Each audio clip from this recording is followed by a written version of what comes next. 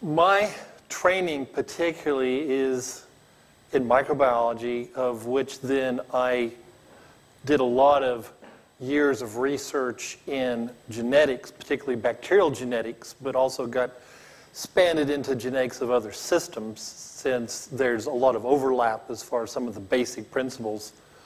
Also taught some graduate level genetics classes, and that would get you into some other systems as well. As a geneticist, it really began to ring then that Neo-Darwinism has not answered some of the basic questions that genetics poses. In fact, it's to the point that if you took a college-level evolution class, they will not tell you hardly anything of what I'm going to tell you this evening, simply because it doesn't work for them to be able to present evolution and to present this material. Okay, now I recognize probably for a number of you, genetics is Chinese. Yes.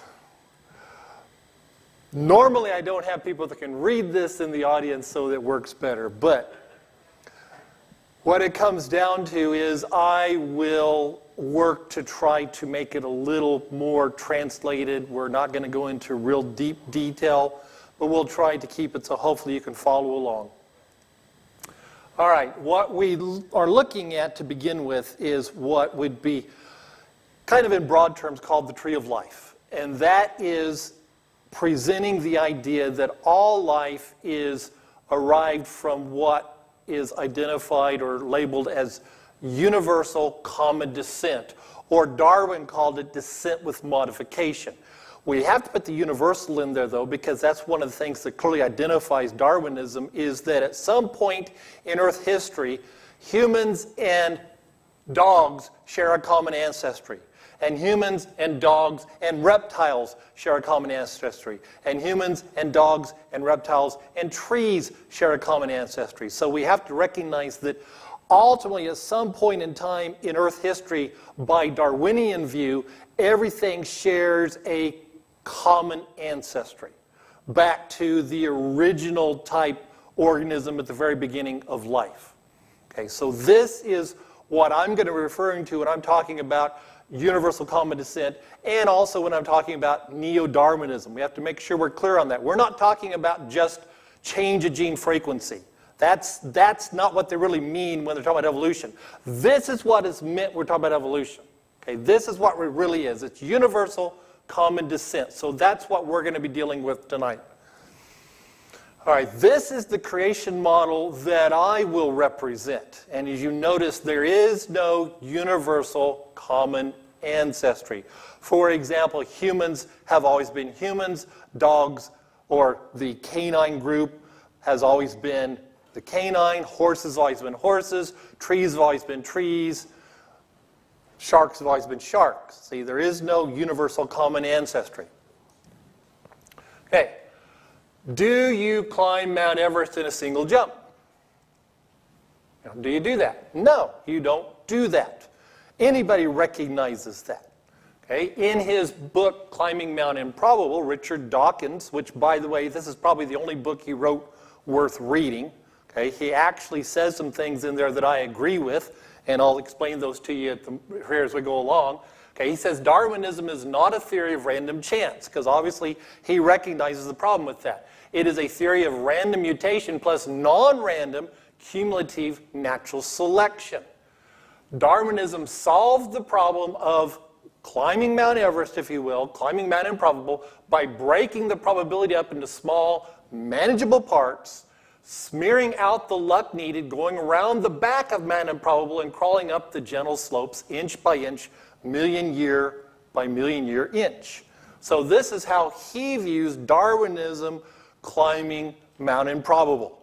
Okay? Inch by inch, nice, leisurely climb, walking the back trails. You don't even hardly know you're going up. Okay? That would be his vision. All right? Only God would essay the task, the mad task of leaping up the precipice in a single bound. And I agree, that is true. Any designer capable of constructing the dazzling array of living things would have to be intelligent and complicated beyond all imagining. Couldn't have said it better. Totally agree. Completely agree. Now, what I find very interesting is that what Richard Dawkins has done is he says that random mutation plus natural selection equals God. That's what he's done. Because you either do it in one bound, which is how God can do it, or you got to do it by his process, which is random mutation and natural selection. Now, mutation. I don't have time this evening to talk really much about natural selection. We're going to focus strictly on mutation. Recognize, probably if you've taken a biology class, if you haven't, you probably recognize it simply from just your exposure by watching television and anything else, that this is a double-stranded molecule of DNA. And it has then nucleotides, we call them bases, thymine, cytosine, guanine, adenine, or we abbreviate them TCGA. It is the sequence of those bases that then form the alphabet of the DNA. You change the sequence of those bases, you change then the arrangement of the letters, just as you would be changing the arrangement of letters on a page. So when you change the arrangement of letters, you have the potential of changing then the genetic information. You have the potential of changing what the DNA is saying.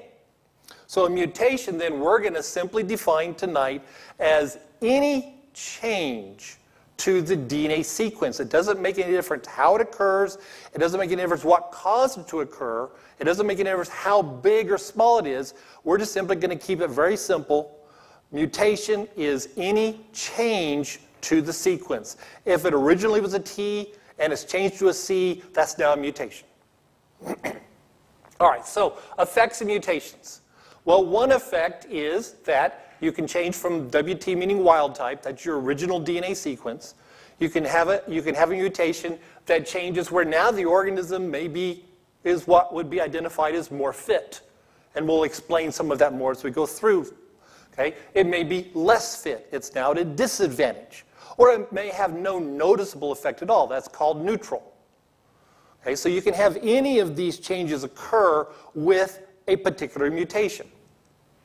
Now, beneficial mutations obviously are going to catch our attention tonight, because these are the mutations that will increase the organism's ability to survive. So clearly that's what's of interest to the Darwinist. Okay? The organism is now, in their definition, more fit. All right? It maybe has greater speed, so it can maybe catch the prey better. It maybe has better eyesight, so it can see the predator coming better. It maybe has ability to survive better in drier conditions than some other plants, for example. So it gives it an adaptive, survivable advantage, and we'll identify those as examples of beneficial mutations. And they do occur. Not going to deny that those occur. In fact, we'll give several examples of these as we go through. You can see, because they are beneficial, this, like I say, is what catches the attention then of the Darwinian model. This is what they want to live off of, is look at all these wonderful benefits we're getting from mutations. Okay, so this is how then we build the tree of life, if you will. Universal common descent, mutations bit by bit, walking up that gentle slope, the back of Mount Improbable, one step at a time, one mutation at a time, if you will, so that eventually changes occur and you get plants. Other changes occur and you get reptiles. Other changes occur and you get mammals, and et cetera, et cetera. This is what I would call the simplistic view of the proportionality of mutations. If we have effect where on the left side of the zero is a negative effect, on the right side of the zero is a positive effect, then we would have, okay, 50% of mutations then are positive, so they're good, 50% are bad. See, and this is a good genes stay, bad genes go type thing. Natural selection that supposedly takes care of all the bad genes, and this is what you have, is all the good genes left, and isn't this wonderful? And we just move forward, and evolution just accomplishes great things. Okay, that's not true. None of this is true. This is a much more accurate representation of mutations within populations. We see that on the left, virtually all mutations are identified as either in what's called the no selection zone, which means that their benefit to the organism or their negativeness to the organism is so minuscule that you cannot really identify the effect it has. So essentially they're neutral. Or where we marked in red, then those are at least negative enough that the organism will have enough loss of survivability that it will start dying out. It maybe creates some type of defect in the organism so that over time the population will lose that mutation because the organisms with it will simply die off. I want you to notice one thing. That's the beneficial mutations, but it's not even to scale. If I put it to scale, you wouldn't be able to see it. And there's a lot of confusion in the literature of just how many of all the mutations occur, how many of them are actually identified as beneficial. And usually it's at best, 1 in 1,000, 1 in 10,000, 1 in 100,000, depending on the organism, depending upon the selection process, depending upon how they're really studying, trying to identify what the beneficialness of the mutation is. So we see, at best, it's very minuscule. Also notice, where does it fall? It falls in line of what's called the no selection zone. In other words, they're usually very hard to identify. Now, that doesn't mean they can't be, and again, we're going to have some examples, but we see very easily that many times within populations, the beneficial mutations get lost. They don't get selected. They actually get washed out because they can't become established enough in the population for them to be frequently within the individuals in the population. So just because it's beneficial, it may be very beneficial, but that doesn't mean that the population then suddenly just adapts with it. It may get washed out. Okay, this brings up what I consider is a crucial aspect of this whole topic, and that is the difference between phenotype and genotype. Phenotype refers to the physical characteristics of the organism. Is it tall? Is it short? Hair color? Eye color? Those are all physical characteristics. That's all phenotype. Genotype refers then to the genetics of the organism. What genes does it have? What's the gene activity going on? What's the regulatory aspects within the organism? That's the genotype. I say this as critical because what we're going to see is so many times what happens is that beneficial mutations are often viewed strictly from the phenotype, and the genotype is either not paid attention to or paid attention to very little. In Richard Dawkins' book, for example, Climbing Mount Improbable, he does a lot of discussion of phenotype, virtually never even considers genotype. And that will lead you astray almost always, because what's going to happen is you're going to misunderstand what's going on in the organism. So we have to make sure we recognize it can be beneficial, but what's happening phenotype versus genotype. Okay, as the example, malaria resistance. Don't have much malaria around here, so this is something we think about very much, but clearly in areas where they have high incidence of malaria, any mutation that gives you an increased resistance of malaria certainly can be viewed as beneficial. Here's an example where you have on the red blood cell a protein called the Duffy antigen.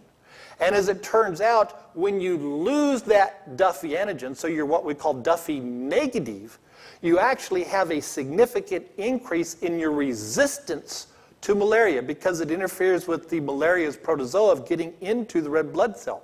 And as far as I've ever seen, there doesn't seem to be any negative consequence of losing that antigen. Doesn't mean there's not, it's just we haven't necessarily, that I've seen, been able to identify a negative consequence. So one could certainly argue this is clearly a beneficial mutation if you're in an area where malaria is high in incidence. But what occurs, how it occurs is that you inactivate the promoter, that is the starting region of the gene making the Duffy antigen. And that's what then gives you the ability of your red blood cells not being affected by the malaria protozoa. Beneficial, certainly, but what's it at? It's at the expense of the action of a pre-existing promoter. See, notice the difference between phenotype and genotype. Phenotype Definite benefit, I'm resistant or more resistant. Genotype, I've lost something. Okay? Mainland mouse versus Santa Rosa Island mouse or beach mouse. Different fur color. What has happened is that there is a receptor gene that is involved in the levels of expression of pigments. In this case, imulin is more dominant in the mainland mouse, making it a darker fur color. But if you live in an area of such as light sand, then the lighter fur color may actually confer an advantage to you by making you more camouflaged. So a mutation then in this gene actually reduces its activity, and so now you get more of a different pigment, making you a lighter color. But again, benefit if it gives you a camouflage adaptation, but what's it at? It's at the expense of the action of this gene making more of the imulin, which is the darker pigment. Okay? DDT resistance in insects, certainly of interest to people that deal with insects all the time. There's several ways that insects appear to become resistant to DDT, but they almost all seem to involve the protein P450. And specifically, they involve a mutation or some type of mutation that causes then loss of regulation of this gene, so you have overexpression. So you make excessive amounts of P450. Again, and some other genes have been tied in with this also, because remember, if you know your genetics, one gene or one regulatory system often will control several systems, not just one. If you're an insect and you've been sprayed with DDT, this would certainly be a benefit. But again, what is it? It's at the expense of the regulatory system that pre-exists in the insect to control the expression of P450. So we're having phenotype, benefit, genotype at the expense of. Right? Another, increased bone mass. This is a big one. If you go online and you look at beneficial mutations in humans, this is going to be a big one. Okay? There are humans that have a mutation where they supposedly have an increased bone mass that makes them more resistant to bone fractures. It involves a mutation in the gene called LRP5. And in fact, many sites will claim this is what's called a gain in function mutation. Wonderful for Darwinism, in their opinion. Wow, this illustrates the mechanisms, the genetic mechanisms that Darwinism is based upon. Okay, what's happening? Well, LRP5 is made from the LRP5 gene. This is a regulatory system or a regulatory protein that will work to induce a pathway called WNT. This pathway then activates other processes in the cell so you get increased bone mass. Now, it is regulated by the product of the SOST gene. This has a negative regulation effect on the LRP5. So you keep it level lower. What, as often the case is, it's like an accelerator. Less of the SOST product, more LRP5 made, and vice versa then. So what we see is we control bone mass by the production of the SOST gene. The mutation that leads to higher bone mass is a mutation that interferes with the binding site of the SOST product so that it can't bind adequately to the LRP5 gene, and thereby you lose regulation. When you lose regulation, you have overexpression of LRP5, therefore giving you increase in bone mass production. As I say, it's been claimed that this is really beneficial. I have read some recent accounts, though, that this isn't totally without a pathology. There does seem to be some consequence of it occurring. But regardless whether it's a consequence or not, beneficial or not, what's it at? It's at the expense of the binding site for the SOST product to regulate the gene. So it's at the expense of a pre-existing regulatory activity. So there's no way this would be identified as a, quote, gain in function because you're knocking out a pre-existing regulation. Right? HIV infection. Certainly if you're someone that's exposed to HIV, this would be very beneficial. What we see is HIV will bind to a protein called the CCR5 protein on the surface of one of your T cells in your immune system and infect that cell. Okay? There are individuals that are resistant to HIV because what has happened is they have a deletion mutation that inactivates the expression of the CCR5 protein. So their T cell doesn't have that protein. Without that protein, the HIV virus will not attach and infect. Beneficial? Yes, if you're exposed to AIDS, absolutely. If you're exposed to HIV, absolutely. But what's the genotype? You can tell me, what's the genotype? The genotype is at the expense of the expression of a pre-existing gene making a CCR5 protein. So you're starting to get the drift here a little bit, where we've been misled because they're always talking about phenotype and they forget to tell us about the genotype. Oh, this is wonderful benefit, yes, but what's happening at the genetic level? Okay? A few more. Human lactose tolerance. When you were a small child, okay, you had an enzyme made called lactase from the lactase gene. Okay?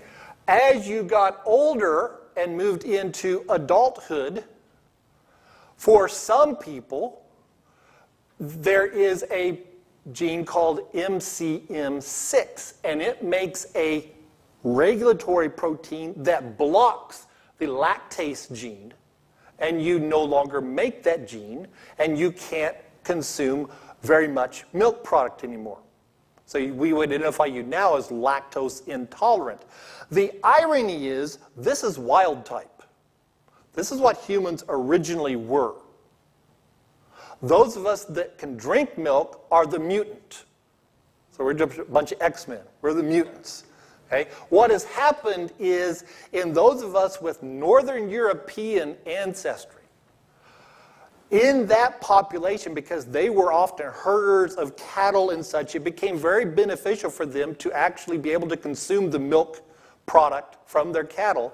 A mutation occurred in the MCM6 gene and inactivated it. So the lactase enzyme is made your whole life. It doesn't shut down as you enter out of, or as you exit puberty.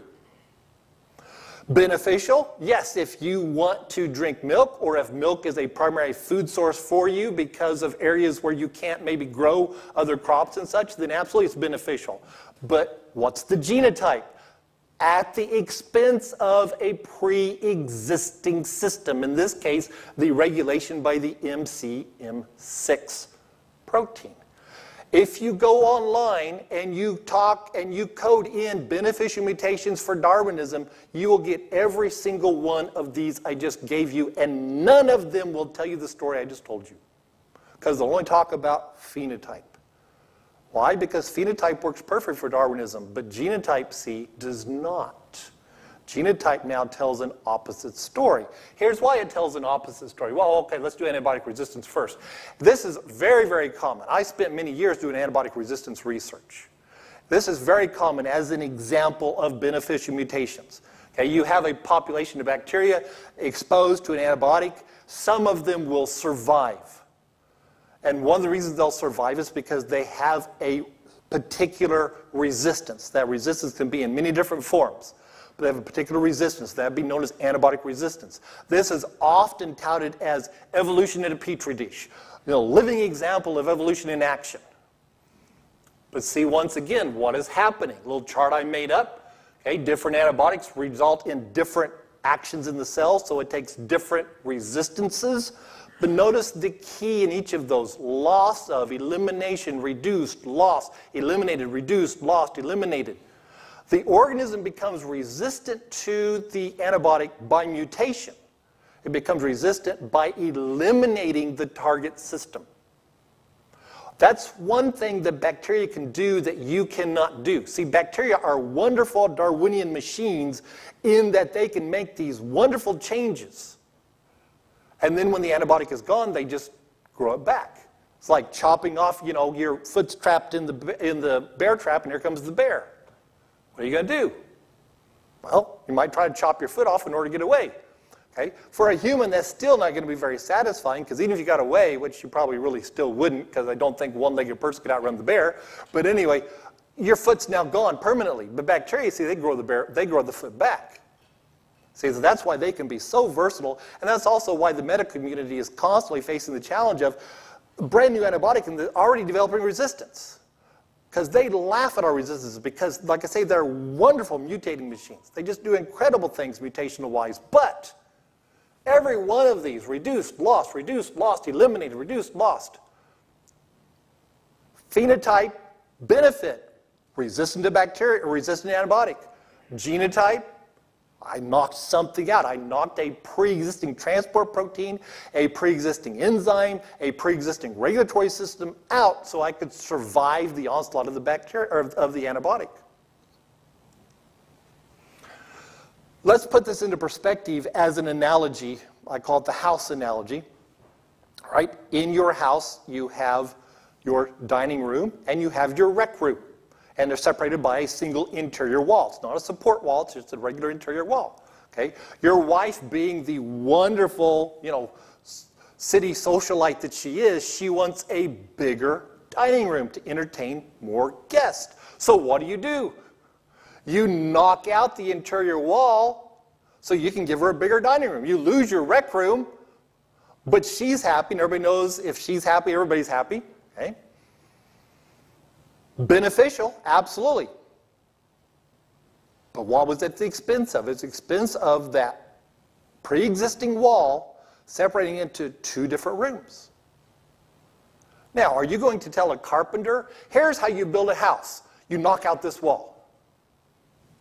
What would the carpenter say to you? He'd probably kind of look at it and say, okay, you little nuts up here, you know, kind of lost it a little bit. But that's exactly what we're being taught in our evolution classes. Here's how you go from reptile to bird, dinosaur to bird, to amphibian to reptile, to fish to reptile. Or excuse me, fish to amphibian. You knock out an interior wall. What? Where'd the wall come from? Oh, well, now that's a little bit more of a challenge. Where the wall came from. That gets a little tougher. But yet, when we recognize, if I'm going to build a house, I've got to build a lot of walls. Now, I've had students say, oh, well, you know, you just take one wall and you replicate it 4 times. Okay, that sounds like a prison, not a house. You know, houses have floors and ceilings and windows and doors and plumbing, electricity, carpet, all kinds of other things in them, not just taking one wall and duplicating it. Plus, you got to explain, well, where did the first wall come from? The examples we've given so far don't build a wall, they knock it down. And yet these are the classic examples in the literature of supposedly driving universal common descent. But I think you would recognize if I'm going to go from a fish to an amphibian, and an amphibian to a reptile, and a reptile to a mammal, I've got to do a lot of wall building. I can't base it just on knocking walls out. That doesn't do me any good. You know, fish don't have hair. Where'd the hair come from? See, fish don't have the same kind of eyes you have. Fish don't have the same kind of lungs or heart you have. Where'd all that come from? See, so you got to do a lot of wall building if you're going to do that kind of transition. Okay, there are some fruit fly genes out there that are really frequently talked about as wonderful examples of building a wall.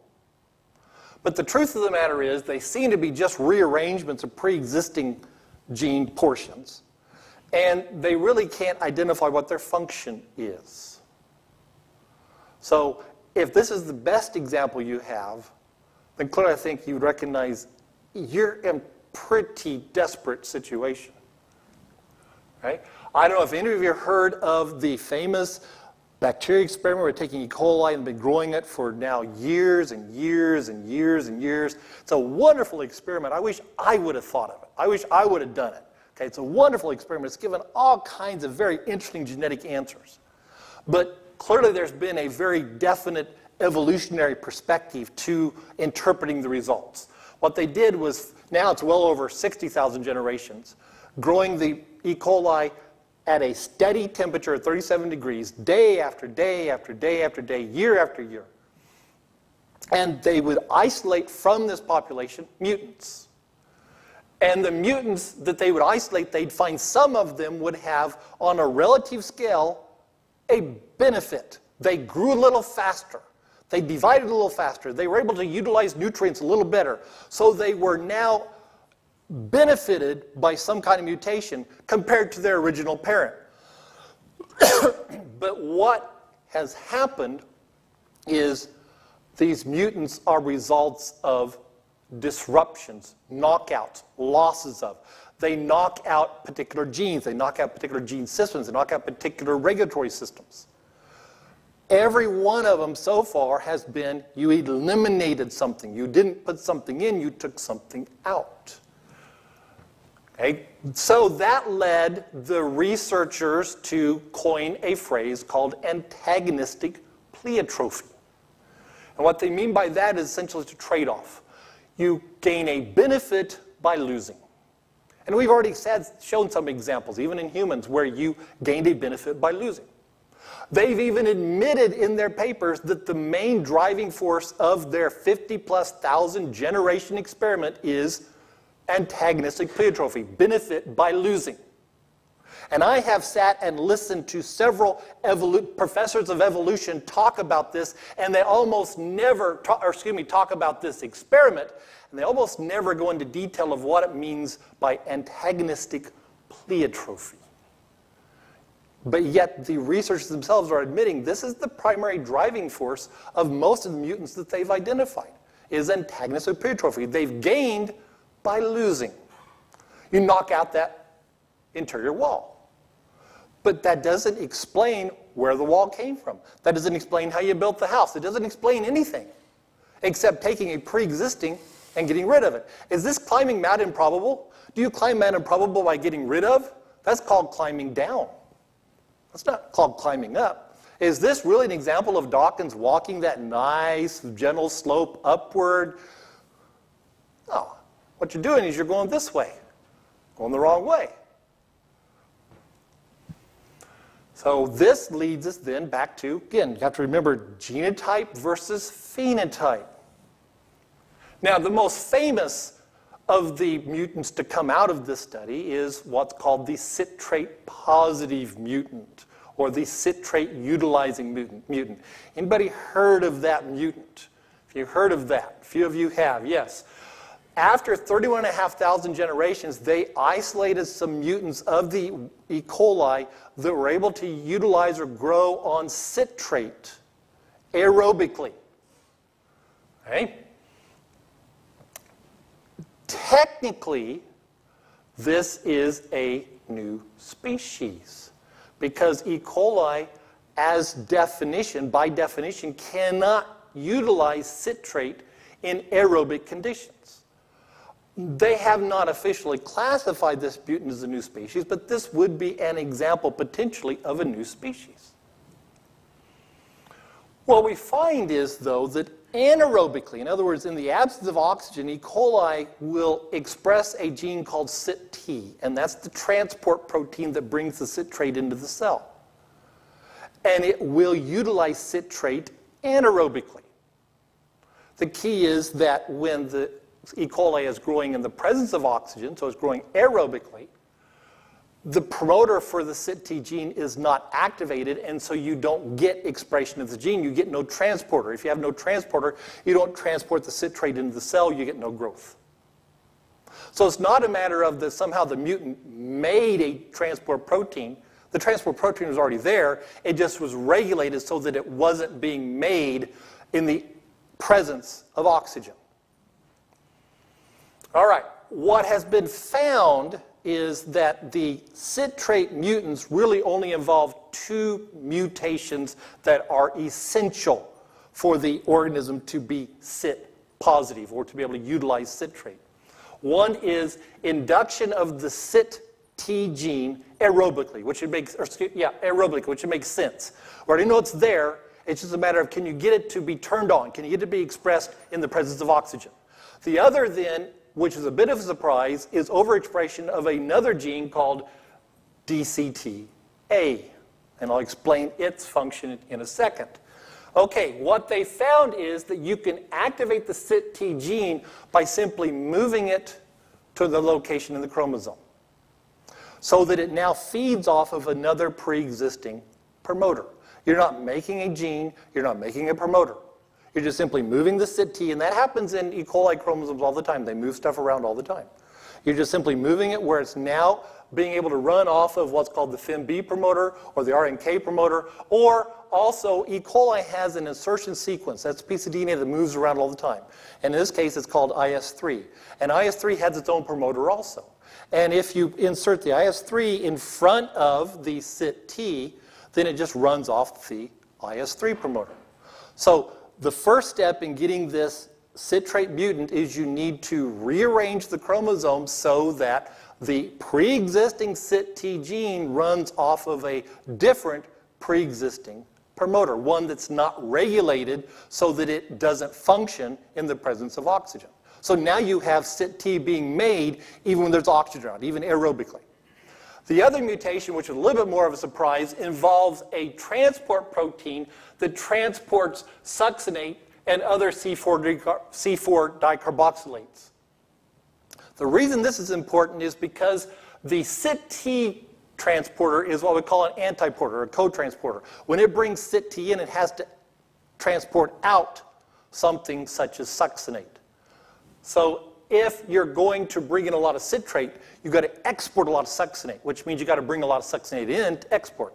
So what we find is that a mutation in the regulatory system of DCTA allows overexpression of the gene because you've lost regulation. So it's overexpression. We saw that previously in some other mutations. So now what you have is you have excess of the DCTA being made to bring in excess succinate so you can transport in a lot of citrate. So it's interesting how these seem to work together. Very intriguing combination mutations the organism has done, but what do we have at the genotype level? Pre-existing gene being relocated in front of a different pre-existing promoter and loss of regulation of another pre-existing gene. Where in all this did we build the wall? We didn't build any wall. All right? Another study, they worked to apply the principles being used in the E. coli study to a sexual organism, excuse me, to a sexual organism. Bacteria are asexual. They just simply divide. Okay? So they applied this to a sexual organism to see then if they could get similar type results. Now, you can't go as fast because being sexual, you got to have gestation periods and you're not going to have generation times measured in minutes. As you with E. coli, generation times are going to be measured in days, weeks, and depending on the organism, sometimes years.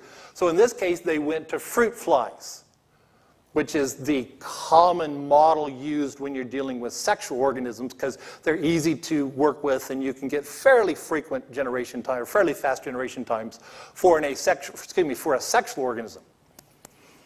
Okay, what they found was that after 600 generations of what they identified as a very strong selection,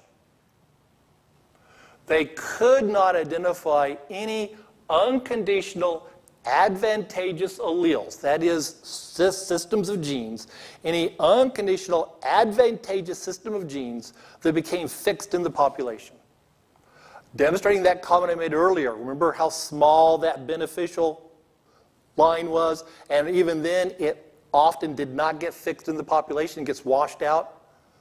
They conclude the paper by saying the probability of fixation in wild populations should be even lower than the likelihood in these experiments because in wild populations the pressure, the selective pressure is going to be even less. So they kind of threw up their hands and says, I don't know if we can demonstrate, a Darwinian type approach in our fruit flies.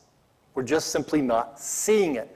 Trying to apply the same principle as was being used for the E. coli experiment. Now, one of the favorite things that you'll be taught in evolution is that an organism has a gene, we'll identify it as gene A, and every once in a while it'll just inadvertently duplicate the gene. So it's gene duplication. The reason they like this is because you see the organism now has a copy of gene A that will continue to serve that vital function that gene A serves, but the second copy you don't need. So the second copy we now are free to fiddle with, do all kinds of mutations to, and voila, we come up with gene B, and we've evolved. Okay, and that's the classic scenario you're going to be taught. But my response to that is, okay, give me your mutation examples. In other words, yes, you may take gene A and mutate it, but where's your examples based on what we see mutations do, the genotype, not the phenotype, where's your examples of building the wall? Give me examples of building the wall, not tearing the wall down.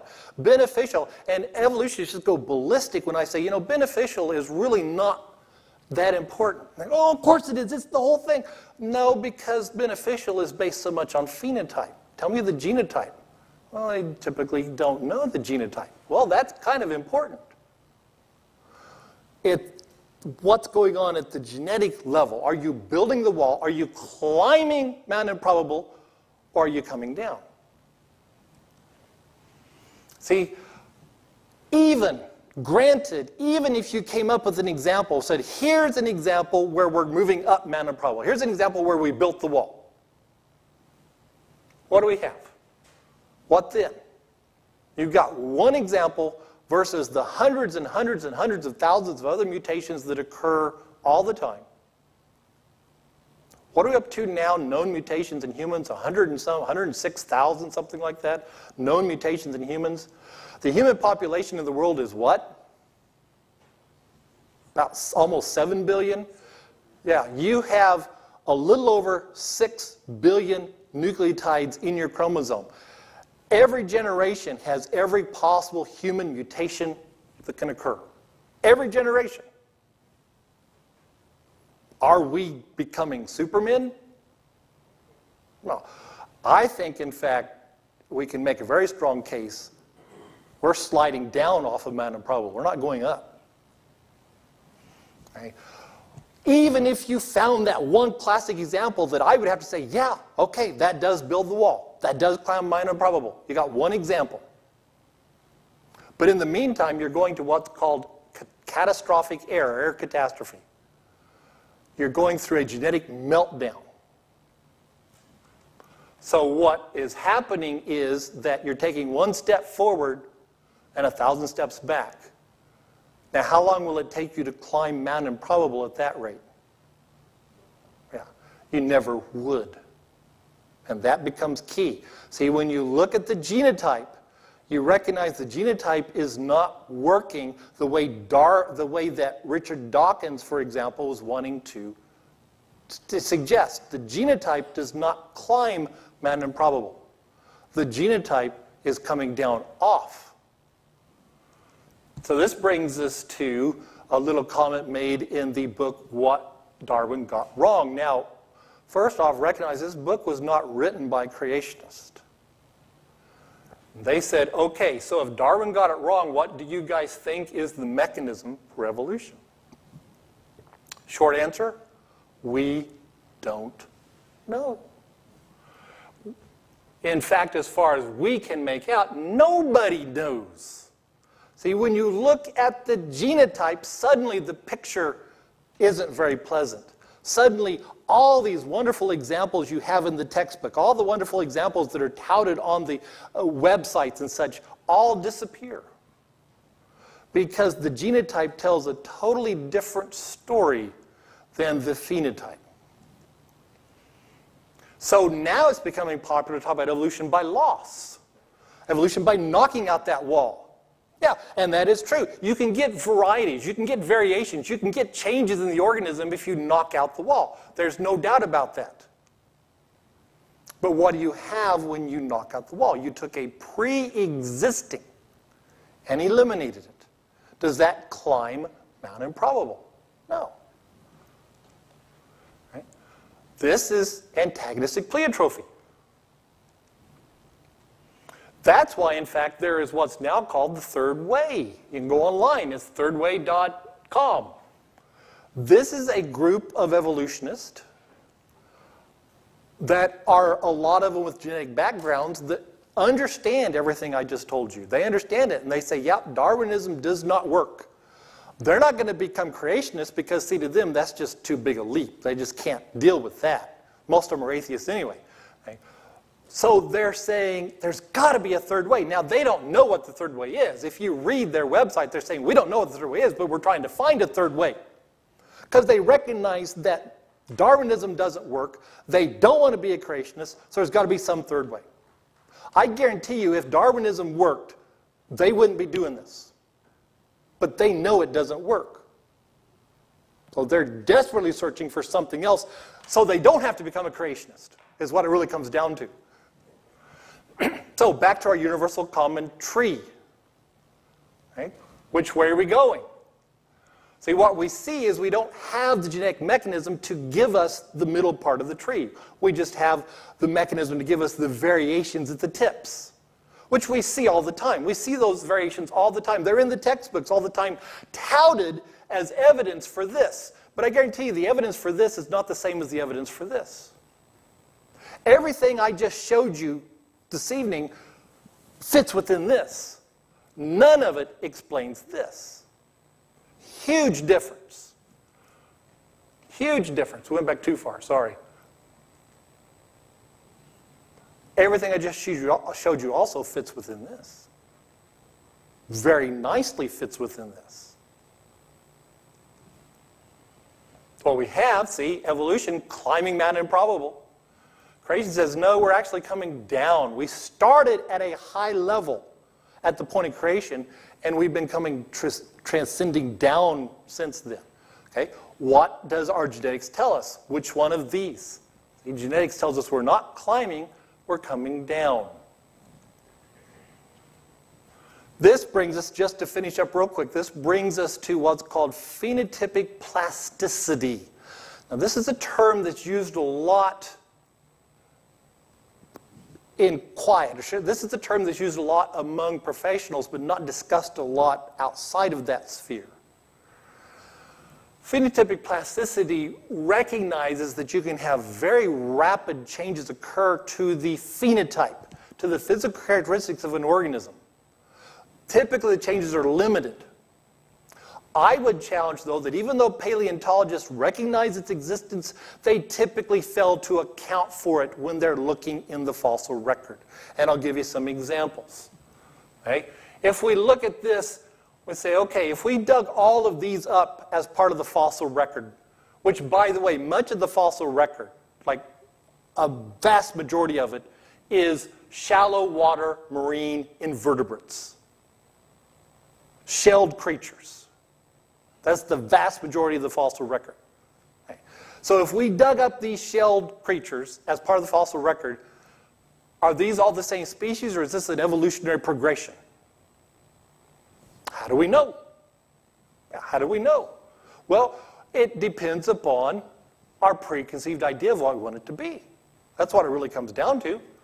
Okay? Now, we know for a fact that you can take many of these shallow water marine invertebrates, change temperature, change salinity, change nutrient availability, other environmental factors, and guess what? They morphologically change. Their phenotype changes. So when we have something like this that appears in the textbook, in fact, I took this straight out of a textbook talking about evolution. That's where it came from. How do we know this just isn't phenotypic plasticity? In fact, in 1985, the writer of this paper in the Biological Journal of Linnaean Society argued that fact, and he got poo-pooed. No, how dare you say that?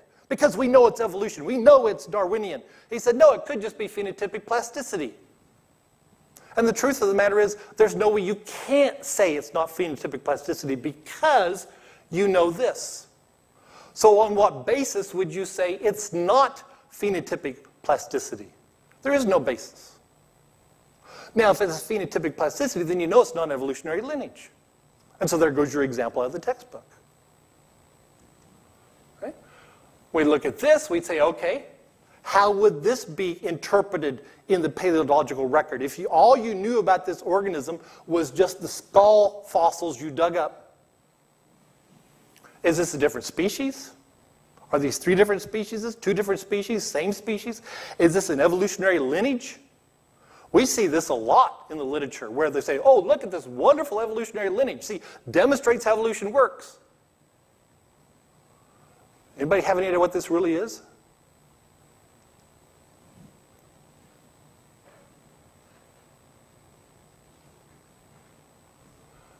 It's the bull terrier. It changed that much in less than 50 years because of selective breeding, granted, but it changed that much. If all we knew about it was just the fossils of its skulls, we would totally misinterpret what really happened. And I mean totally, emphasis on totally misinterpret.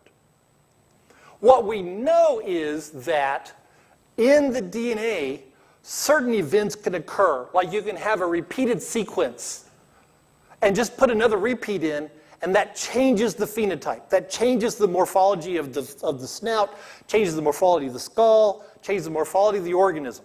Or we can have repeated codons. For example, 18 to 20 repeats of the glutamate codon, or the glutamine codon, or 12 to 17 repeats of the alanine codon.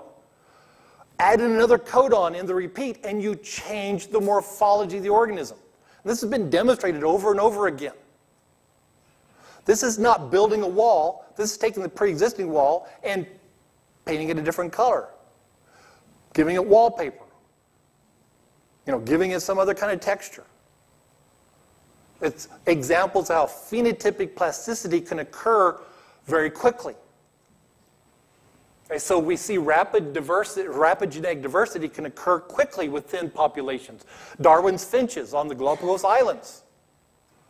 Supposedly what these are, you see, is you have a number of finches with different size and shapes of beaks. And it's good reason to believe that at some point they came from an ancestral finch that was probably on the mainland, either Central or South America, that flew the 600 miles out to the Galapagos Islands and then began to diversify.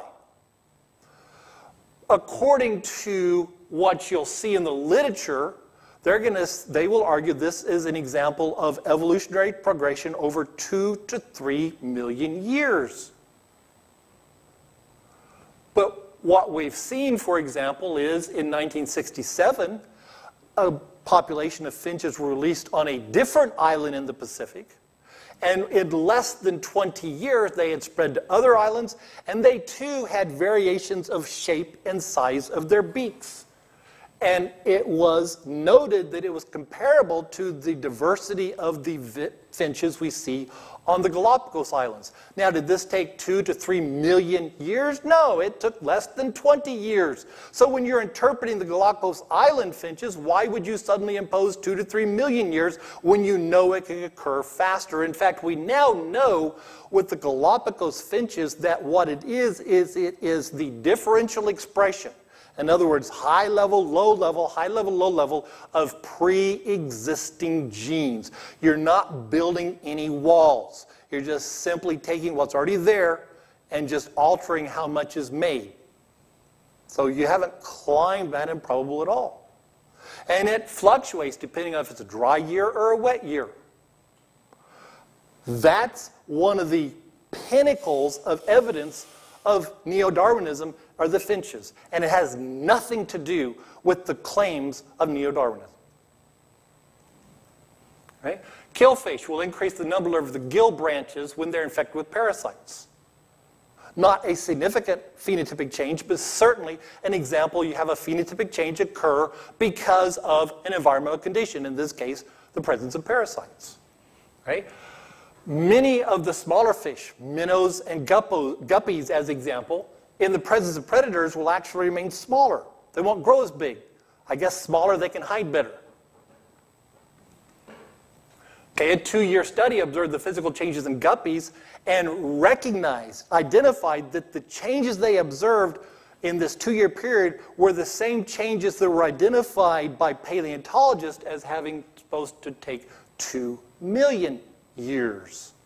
So it comes back then, wouldn't it be safe to say that paleontologists have very likely misinterpreted the fossils they're finding Did it have to take 2 million years? Obviously not. We found example it can only take 2 years. Right? Red claw crayfish. Again, temperature and salinity can dramatically change the shape and size of the creature. If all we knew about them was some fossils in the fossil record, could we potentially misinterpret? Absolutely. See, this is what phenotypic plasticity does. It gives us a mechanism for very rapid but limited morphological change that, if not accounted for, would cause you to totally misinterpret what you're seeing in the fossil record. And I would challenge that's exactly what has happened. Okay? Stickleback. Oh, many times Stickleback are one of the prime examples of evolutionary change, different speciations going on and such. And here we see, for example, Sticklebacks were introduced into Lake Constance, and subsequently they were able to spread out from that first introduction into other streams. So they've set up their own ecology. Within 150 years, it's now been noted that they have, depending on the populations within the Lake Constance and the surrounding streams, different populations of Stickleback from that original parental population 150 years ago that have changed in their armor, their size, and even their genotype. Classic example of what you see in the textbook under the chapters of evolution. If all you knew about these Sticklebacks was in the fossil record, do you think they would likely be misinterpreted? Absolutely. Does this take 2, 3, 4 million years? No, 150 years, we already see it. Phenotypic plasticity. So what we have is a situation where we have demonstrated that the classic examples of mutations do not climb Mount Improbable. They don't build the wall. And we have demonstrated examples where simple gene events, simple genetic events can dramatically or even maybe can dramatically or at least modestly change the phenotype of the organism, allowing the organism to be, or allowing then the potential misinterpretation of the changes being seen, so that it is not necessarily an evolutionary progression. In fact, the evidence we see would challenge that there's no such thing as an evolutionary progression as commonly interpreted. They can probably all, in some level, be ascribed to phenotypic plasticity.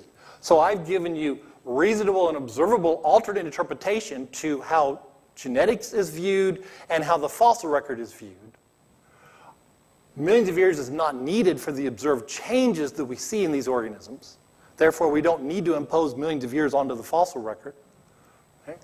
The mechanism does not require rare or unobserved mutations that Neo-Darwinism does. And it fits very well within a creation model, but it completely contradicts the standard Neo-Darwinian model. Hence the reason that one group of geneticists is looking for the third way, because they understand this. But I can't tolerate a creation model, so I got to go somewhere else. So there's got to be a third way. Okay, so that brings that portion to an end. All right, thank you.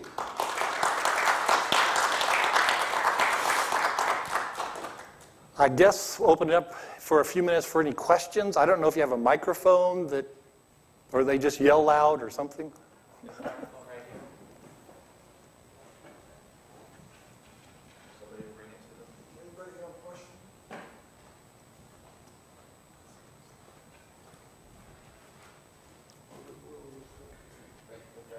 Oh, this guy? Oh, all right. Okay. Does anybody have a question? Well, I have a question. How do you, it's easy to empirically observe the phenotypical changes, but how do you measure the genotype changes? Well, we're getting better, of course, at genotypic measurements because we're getting better at DNA processing, essentially. We're able to sequence much faster. We're able to do comparative genomics much faster and such than we could even just 10 years ago. So as time goes on, more and more organisms, their genotypes will be mapped.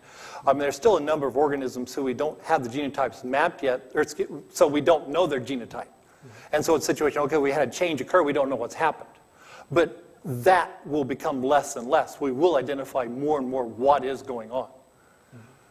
So I tried to pick examples from the literature that are used where we do know what's happening in the genotype, because it's kind of futile for all of us to stand around and argue about what's happening phenotype-wise if we don't understand the genotype.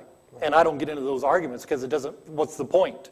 Because before we understood the SID trait mutant, for example, there wasn't any reason to really talk about it as far as what was really happening on a Darwinian level, because you didn't know what was going on at the DNA level. And they totally missed, even the researchers themselves would have made statements that really weren't based upon what's happening at the DNA level.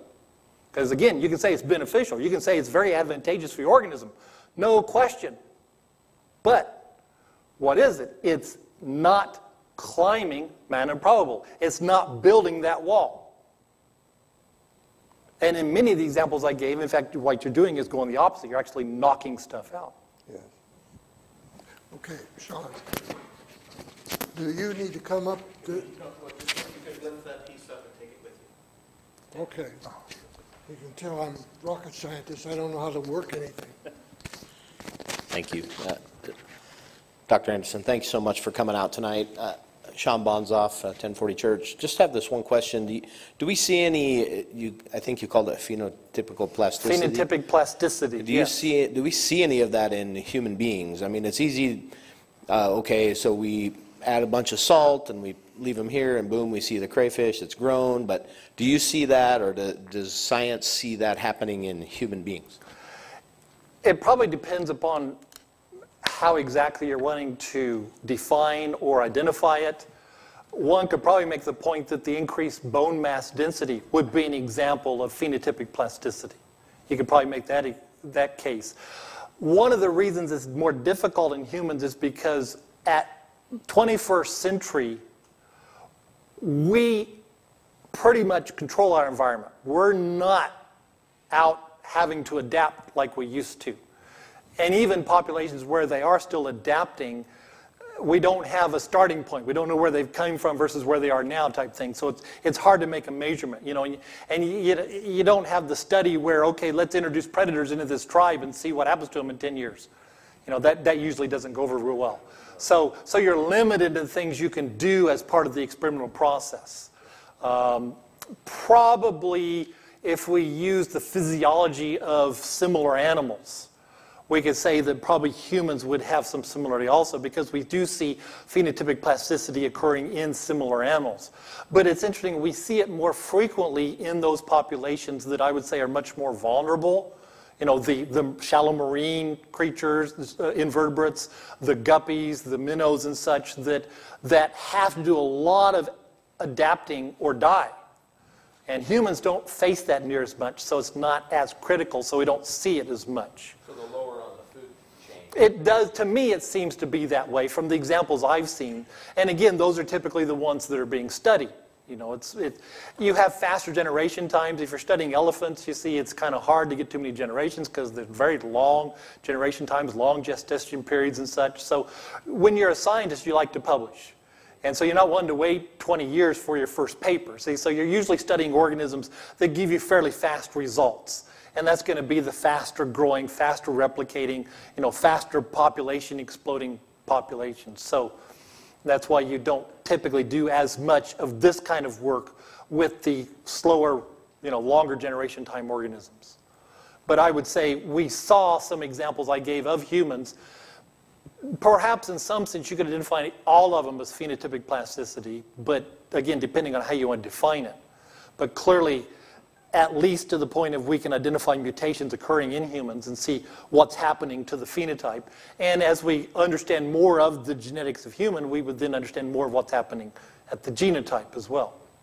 See, just remember, it wasn't but 20 years ago that we couldn't really even identify very much of what was happening even at the genotype level. We simply didn't know. And recognize again, and this is nothing against Charles Darwin. He gets picked on enough, maybe deservedly so. Darwin knew nothing about this stuff because nobody did. Now, one thing that's interesting, you've heard of Gregor Mendel. You know, please, hopefully you've had enough biology, you've heard of Gregor Mendel. Okay, Gregor Mendel did his pea plant experiments and worked out some of the basic principles of hereditary genetics. There was an unopened copy of Mendel's publication in Darwin's library. So Darwin had it, but he didn't ever even open it. Now, even if he had opened it, it's doubtful he would have understood it because almost nobody at that time understood it. But I've always wondered what would have happened if Mendel would have come along earlier and Darwin later. Because one of my challenges, which obviously I get scolded for, but no one's really, in my opinion, been able to really counter it, is if you came up with the idea of Darwinism today, you'd get laughed at. Because we know enough genetics to know that's just nonsense. But because it's so established, it's so entrenched, and don't underestimate the value of entrenchment into the scientific community. It's so entrenched that everything has to work through it, whether you got to pound it in with a hammer or not. You got to work through it. As opposed to introducing as a fresh idea, they say, well, that's silly. Doesn't begin to fit. It's a total different situations going on.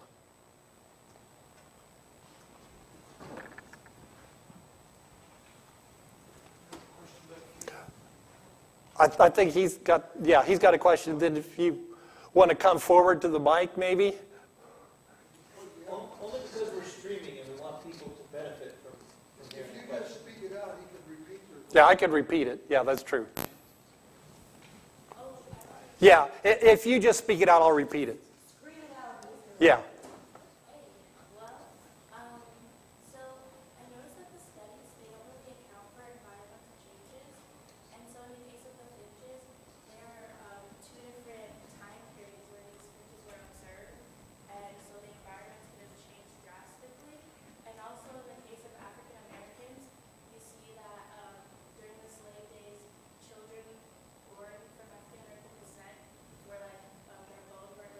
Mm-hmm. But nowadays we see that their roads are growing properly, and so there could be different environmental changes that could actually promote adaptation in different time spans.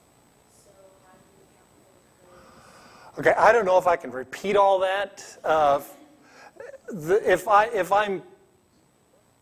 If I'm paraphrasing the question correctly, you're asking for an accounting of environmental changes that are occurring to the populations.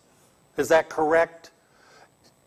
Right, so with the finches, we saw around the 1900s when Darwin first was observing them, so it's taken millions of years for evolution, and then in the 1962 or 70s, that's when they set finches loose again. But since the two different time periods could have had two different environmental situations, that could affect the amount of time that the finches had to adapt to their surroundings. I would say that's absolutely true. And nothing of that, in fact, that actually supports what I'm saying. That within the time period between when Darwin was there in the 1830s and when they started studying the finches in the 1960s, you have an unaccounted for period where changes could have occurred, but that's the whole point. You're talking about 130 years of changes, not 2 or 3 million years of changes. And absolutely, environmental, that's one of the things we talked about. Dry year, wet year, dry year, wet year, environmental changes, temperature, salinity, all of those are environmental factors. And they very much play a role in phenotypic plasticity. And you're talking about African Americans. I think that absolutely fits in also with this. You're not talking again about a 2 or 3 or 4 million year period. You're talking about a very short period of a century or two where you saw changes occur in the human because of certain conditions they were being exposed to, certain conditions they were having to deal with. That's phenotypic plasticity. So I think what you're saying actually is very in line with what we just talked about. See, none of that, again, took millions of years. Those are types of changes that are occurring very quickly. But if you didn't observe them occurring, and all you knew was just one point, like 2016, see, what's the interpretation? Oh, this took hundreds of thousands or millions of years to occur. And yet, if you were taking several points along the way, you'd notice, well, this has been occurring just in a very short period of time. And you got these changes in 2 years, or 10 years, or 20 years, or 150 years. But none of those changes are 2 million, 3 million, 10 million years. See, so absolutely environment has an impact. That's part of phenotypic plasticity, is the organism adapting to a particular environment it finds itself in. Remember, if we go back to, if we go back to our shelled creatures, what we find is that we can get this kind of change very quickly. It's not even a 10 or 20 or 30-year process. It's a very quick process. And yet, this is what's shown in textbooks as examples of millions of years of change. And notice, see, this is environmental. It's temperature, it's salinity. Those are very much environmental factors, because that's what phenotypic plasticity is going to deal with, is the organism responding to. Now again, see, the environment is not giving the organism something new. You're responding to that. So it's already a programming within the organism. It's not the environment causing a new program. So phenotypic plasticity is the organism responding to the environment it finds itself in. So to say everything you said fits very well in this. We can talk later if you're still a little confused about that, but everything you said, as far as I see, is exactly what we're talking about here. Any other questions? Yeah. All right, so I'm not going to kid you, a lot of this goes right over my head. But I'm curious because a couple times you said they're almost willing to believe anything but creation. They're looking for something so that they don't have to go with creation. Mm-hmm. So my question is, how much pressure is there in your experience for the true scientists and people that truly love scientists have got to know on some level that these books, that the textbooks and stuff are, I'm just curious, how many of these teachers and professors and scientists are, do you think are hip to that? That kind of opens up a whole broad topic, obviously. I'll try to keep it very narrow, because that in itself is two or three presentations on its own. Obviously, because you're talking about sociology and human behavior and everything else. The first thing you recognize for any of us is humans, we often don't understand things. Whether you're a scientist or not, we don't understand. And yet, sometimes, does our not understanding stop us from jumping ahead anyway? Plowing straight forward? The publication, The Conversation, a couple years ago had a very interesting article in it talking about that many ideas in science are driven by what's called the herding effect, which means that even when there is and this is what they said in the publication, even when there is a absolute motivation to be totally objective and seek nothing but the truth, you still, more times than not, will base your conclusions upon your peers' behavior than upon the data. And what this article concluded was that the herding effect often has the effect of driving scientists to an incorrect answer. Now, that doesn't always occur, obviously. I am a scientist. I believe very much in the scientific method as a means of understanding the creation, understanding the world around us. But within that context, I recognize that if I am presenting at a scientific conference about how a certain enzyme folds, chances are there's only 7 people in the world that care about it. And we may get in a real passionate argument, but you know what? The New York Times isn't there recording it. They could care less. But if you have a conference where they are going foot and nail about something that is much more worldview, where'd you come from? What's your purpose? What's the meaning of life? Those types of things. Suddenly, then the press is right there too, and I would also argue that objectivity starts dissipating away, and you become more and more opinionated on your, and the herding effect really comes into play. See, when you're a graduate student, it's assumed you are going to not only have the same evolutionary values as your professor, but you're going to have the same political and moral values also. And if you don't have the same political or moral values, it may not mean you're going to get dismissed, but it may mean you're going to feel kind of isolated and even sometimes openly ridiculed. You believe that? I didn't know anybody alive believed that anymore. That's the herding effect. Herding them in, herding them in, herding them in. Quick follow-up on the same question. How can you even have a reasonable conversation who says the Earth is a million years old? I mean, how can somebody prove, much less disprove that? You can't even have a rational conversation. We're going to talk a little bit about that in my next presentation. I'm not going to go real heavy into age of the Earth because that's not my specialty. But we're going to touch on things that would be used to help identify what the age of the Earth is, and different people would have different opinions about what's valid and what's not valid as far as evidences for the age of the Earth. Clearly, the evolutionist would have what they would consider tests that demonstrate great ages. You know, this is 70 million years old, this is 300 million years old, and they have tests that they would say demonstrate that. We would, I would challenge that I don't think your test is that accurate, and so then we go back and forth on what really is or isn't valid. But see, there again, that herding effect can come into play because, see, if you don't accept my interpretation of the age of the Earth, all of a sudden now, well, obviously something's wrong with you. And so then it becomes difficult to even get them to listen to you because then it's just a matter of, well, clearly you don't understand and you're not worth talking to. Well, it's arguments of faith, and you're not going to prove it. Well, there is some of that, clearly, because you're talking about things that have happened in the past, and so we can't reproduce it. All we can do is attempt to reconstruct it. Yeah. So, but don't ever underestimate peer pressure. Unfortunately, because we are humans, we're subject to it. And clearly in this day and age, Darwinian evolution is so entrenched.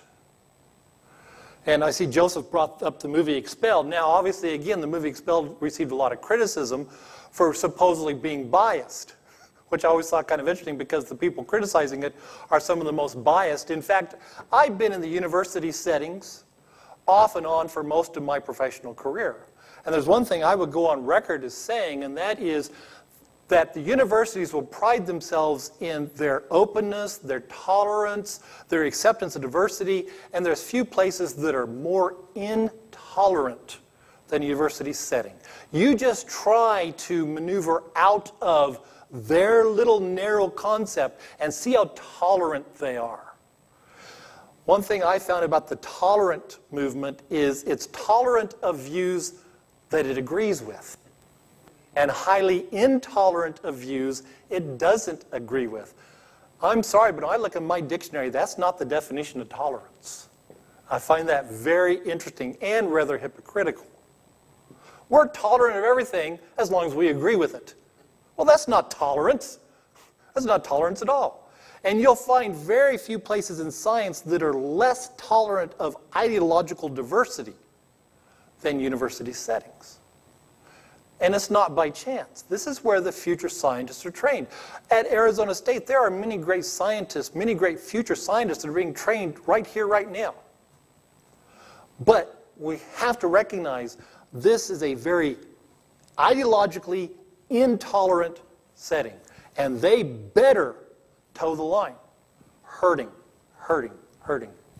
No? Let's take a short break, and then we can start our second presentation, right? It's like 8:20 right now. Yeah, something, yeah.